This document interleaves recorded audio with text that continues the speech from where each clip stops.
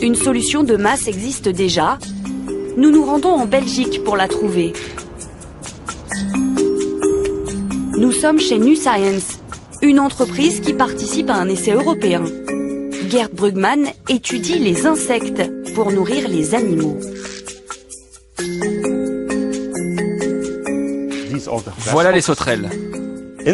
Les insectes ont la composition idéale en protéines pour remplacer les sources traditionnelles de protéines dans la nutrition animale.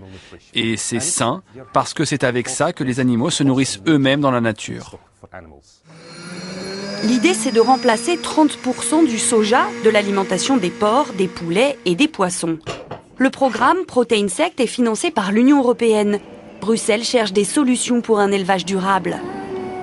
Mais NuScience doit lever un obstacle de taille, la loi.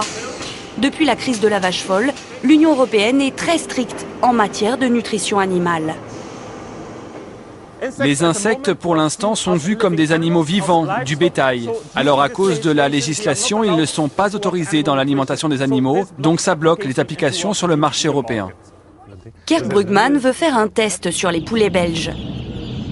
L'idée intéresse déjà cet éleveur qui importe pour l'instant son soja d'Amérique du Sud.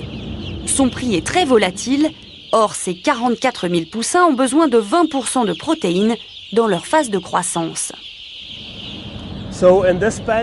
Dans ce plateau, vous pouvez voir ce qu'ils mangent. De la nourriture végétale et des protéines de soja. Je suis intéressé par les insectes pour la santé des poulets. Je pense que c'est bon pour eux et aussi pour être moins dépendants du soja d'Amérique du Sud.